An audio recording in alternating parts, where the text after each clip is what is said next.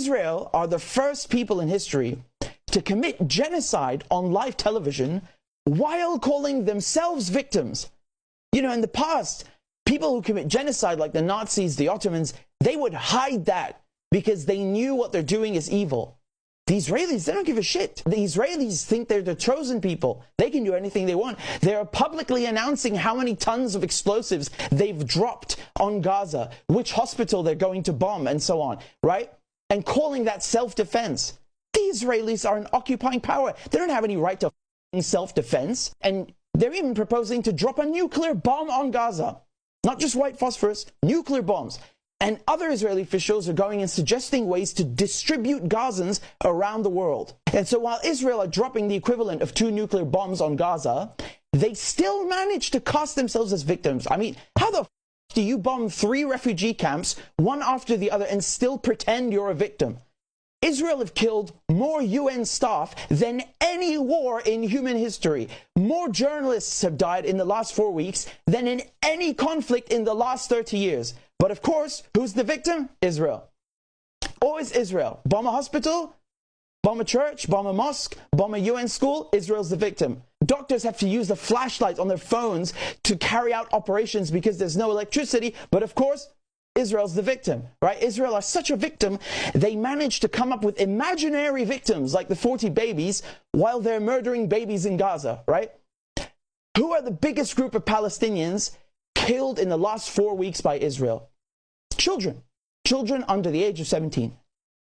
You know, the Israelis think they can use the excuse of, hostages to try and justify genocide, but they don't give a shit about the hostages. Israel have succeeded so far in freeing 0 hostages, killing 50 Israeli hostages with their own airstrikes. Hamas offered to free all of the Israeli hostages in exchange for all Palestinian prisoners. And the Israelis don't do it. They won't do it. They won't negotiate. They won't reply. Just stalling. How about the Palestinian workers from Gaza that Israel kidnapped on October 7th? These men did literally nothing, but they were stripped. Nevertheless, they were beaten, electrocuted, tortured for weeks. For weeks, the Israeli soldiers are literally posting videos on social media with blindfolded prisoners in the background. They're just laughing and dancing while they are degrading people, committing a war crime. They just don't care, right? This is like Abu Ghraib on steroids. They're proud of what they're doing.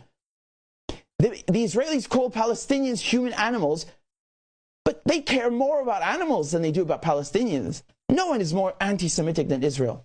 Israel are killing Semites right this second. Arabs, Lebanese, Syrians, they're killing them.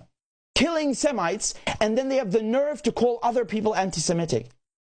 What is happening right now in Gaza, what Israel is doing in Gaza, is like the Nakba in 1948, except that there is internet and social media. Everybody can see it.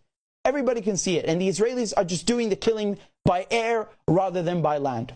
I swear to God, every time people think or hear the name Britain or America, they want to spit in our faces for supporting these genocidal Israelis.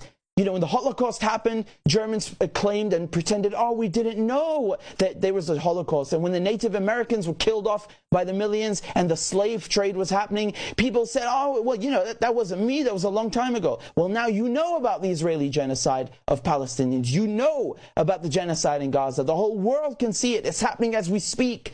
And you must do something about it, because if you don't, history will judge you for it. Mark my words.